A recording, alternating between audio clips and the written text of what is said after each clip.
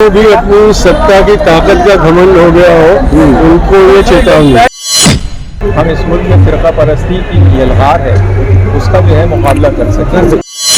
उसी तरह से लड़ाई लड़नी पड़ेगी जिस तरह हमने अंग्रेजों से लड़ाई लड़ी थी। अब वो नफरत बम्बई के खिलाफत हाउस के इसी जश्न ईद मिलादुन नबी के इस जुलूस में, जिसका एक तारीखी पस मंजर है, जिसको देश के महात्मा बापू गांधी जी ने जो है उसकी क़यादत की थी और इसकी शुरुआत की थी, इसको आगाज़ किया था हिंदू मुस्लिम एकता के लिए। आज फिर तारीख ने, इतिहास ने अपने आप को दोहराया है और महात्मा गांधी जी के परपोते जनाब तुषार गांधी जी हमारे साथ मौजूद है, जो आज के साल के 2022 के जुलूस की क़यादत फरमा रहे हैं, इस शानदार जुलूस की। तो आइए हम उनसे बात करते हैं। तुषार गांधी जी, ये बताइए कि इस तारीखी जुलूस की क़यादत करते हुए आप क्या महसूस कर रहे हैं?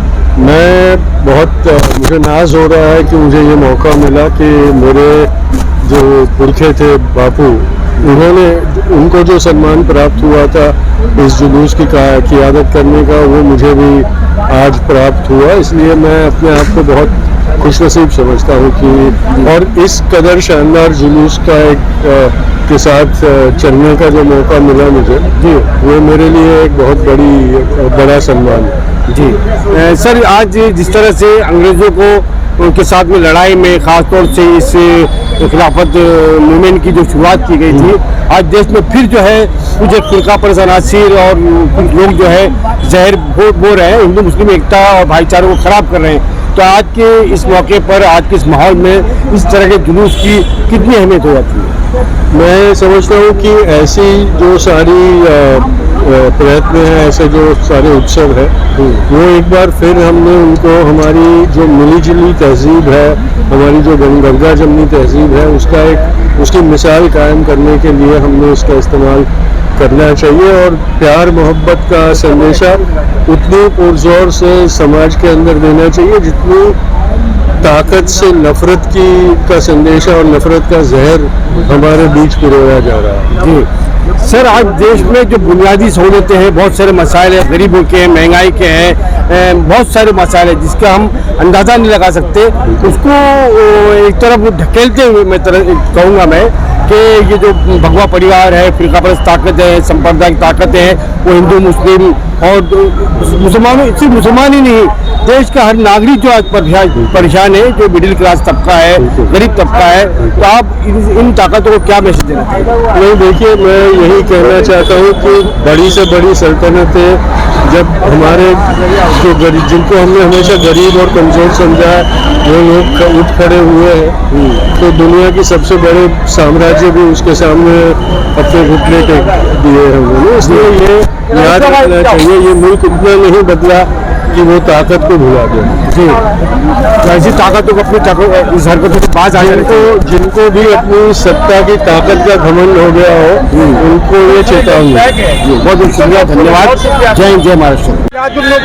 खूबसूरत मौके पर आज हमारे साथ मौजूद है खिलाफत हाउस कमेटी के चेयरमैन जनाब सरफराज आदिल साहब, जिनकी सरबराही में ये ईद मिलादुन नबी का शानदार जुलूस जो निकाला जाता है बरसों से।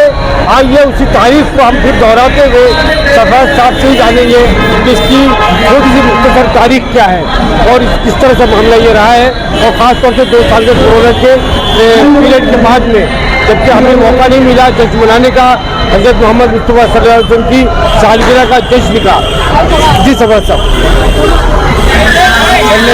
खिलाफत की तारीख जो है वो हिंदुस्तान की तहरीक आज़ादी की तारीख है। जी, हिंदुस्तान की तहरीक आज़ादी का मुताला किया है, वो महसूस कर सकते हैं कि खिलाफत जो है अंग्रेज़ों को इस मुल्क से खदेड़ने में बहुत अहम रोल अदा किया।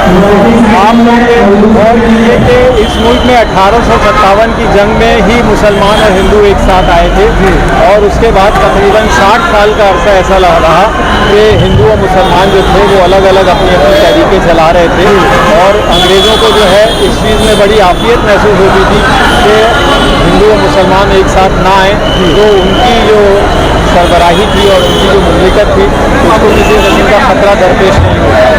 लेकिन खिलाफत की जब तहरीक शुरू हुई और इस तहरीक के लिए जो अवामिल जो थे वो हिंदुस्तानी नहीं थे, ये यूरोप से शुरू होने वाली तहरीक थी।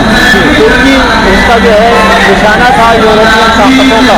तुर्की को ख़त्म करना, तुर्की के टुकड़े करना, ये मगरबी ताकतों की जो है बुनियादी एक उन्होंने ज़रूरत महसूस की। लेकिन तुर्की के सबूत की वजह से जो है मुसलमानों ने अलम में बेचैनी इसलिए फैल गई कि तुर्की के ज़ेर इंतज़ाम हमारे खाने काबा और मदीना मुनव्वरा थे, और जब मुसलमानों को इस बात का खौफ पैदा हुआ कि तुर्की के चले जाने के बाद ये मकामात मुक़द्दसा जो हैं वो अंग्रेज़ों के तसल्लुत में आ जाएंगे, तो उन्होंने जो है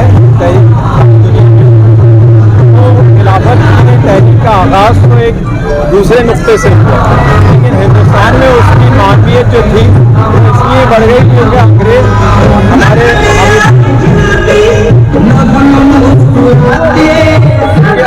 जो थे वो हमारे भी दुश्मन थे। तो महात्मा गांधी ने इस नज़ाकत को महसूस किया और उन्होंने जो है खिलाफत तहरीक से इलाज जो है हिंदुओं को वाबस्ता करके अंग्रेज़ों के लिए यहाँ पर मुसीबत पैदा करने का और उनके लिए हालात को जो है बिगाड़ने का काम किया। तो तहरीक जो थी बुनियादी तौर पर अंग्रेज़ों को यहाँ से बेदखल करने की तहरीक बन गई, और उसी के तहत जो है नॉन कोऑपरेशन मूवमेंट और तहरीक तर्क मवालात और इस किस्म की दूसरी तहरीकों ने जन्म लिया, और नतीजा ये इसका हुआ कि 40 साल बाद जो है उसके अंग्रेज़ों को जो है यहाँ से जाना पड़ा। तो खिलाफत तहरीक जो है हिंदुस्तान की जंग आज़ादी में जो है एक संगे मील का रोल अदा करती है, क्योंकि उसके बाद जो है वो मुसलमानों के दरमियान जो इत्तेहाद कायम हुआ वो फिर आज तक कायम है।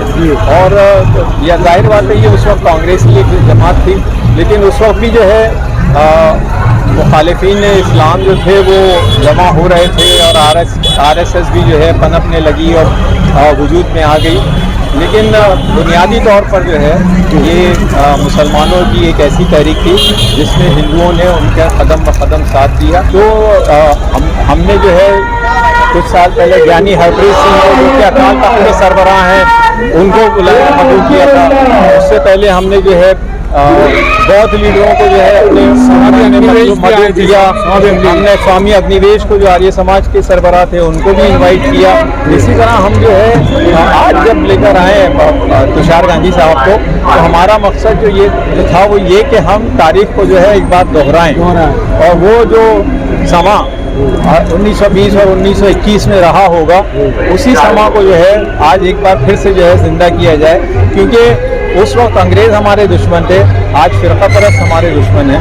हम लोगों को फ़िरक़ा परस्ती के ख़िलाफ़ जो है अपनी जद्दोजहद में जितने लोगों का सहारा मिल सके, जितने गैर मुस्लिम लीडरान का सहारा मिल सके, उसको हमें अपने साथ रखना चाहिए, उस सहारे को लेना चाहिए, और उसकी मदद से जो है हम इस मुल्क में फ़िरक़ा परस्ती की यलगार है उसका जो है मुकाबला कर सकते हैं। इस तरह से हम ये कह सकते हैं कि आज के इस मौके पर भी जो है हमें हिंदुस्तान में एक अलामती है, और आज भी हिंदू मुस्लिम एकता की बहुत सख्त ज़रूरत है, और तुषार गांधी इसकी मिसाल है। हाँ, और यहाँ पर अगर आप देखें कि जिस तरह लोगों ने इस जुलूस की पजीराई की है, और जिस तरह हमारे यहाँ और भी तहरीकें चल रही हैं गैर मुस्लिम बरादरान वतन को जो है अपने साथ जोड़ने की, उनके साथ नादिया मुशायरे हो रहे हैं, उनके साथ सहभोज हो रहा है, उनके साथ जो है वो उनको मस्जिदों की जो है दर्शन करवाए जा रहे हैं।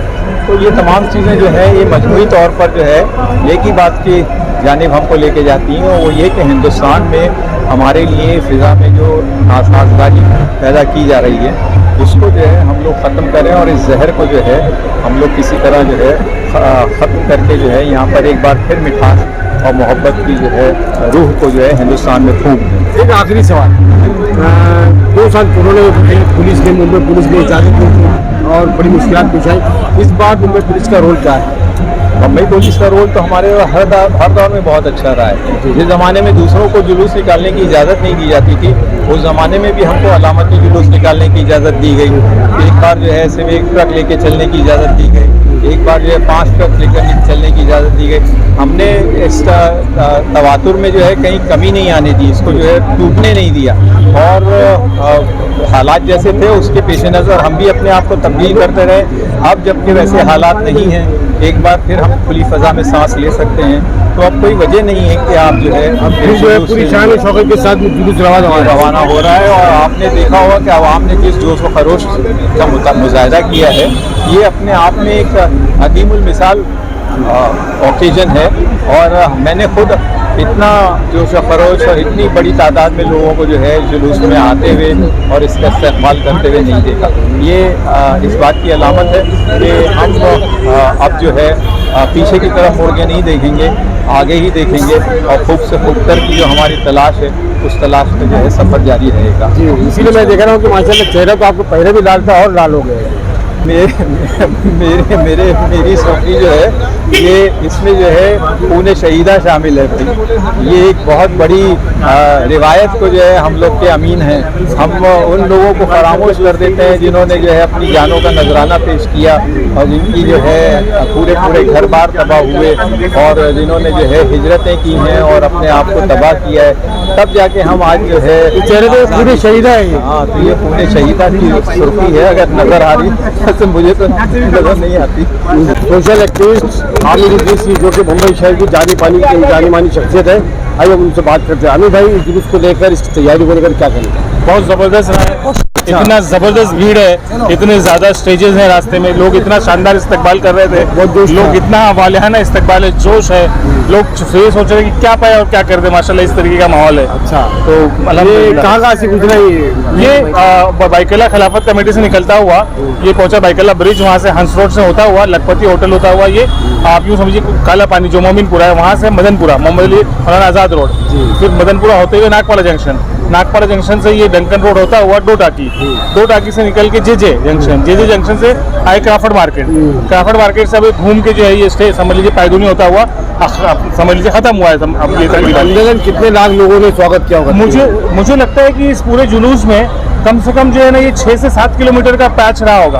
अगर हम लोग ये फर्स्ट सिरे पर हैं तो अभी भी लोग जो है ना खिलाफत हाउस और बाइकला में भी हैं, तो कम से कम मुझे से लग रहा है कि 5-6 लाख लोग होंगे इस पूरे इसमें जो है इस पूरे जलसे में, मतलब इस पूरे स्ट्रिप में। जैसा कि ये बता रहे हैं अगर 300 प्लस ट्रक्स है तो आप समझिए ना, मतलब बम्बई कोने कोने से लोग यहाँ पर आए हुए हैं माशाल्लाह, अल्हम्दुलिल्लाह। तो एक अच्छा मतलब मैसेज है, सेलिब्रेशन है, उसका और पॉजिटिव इस्तेमाल लगातार हम लोग करते रहे तो बहुत बेहतर रहेगा इंशाल्लाह।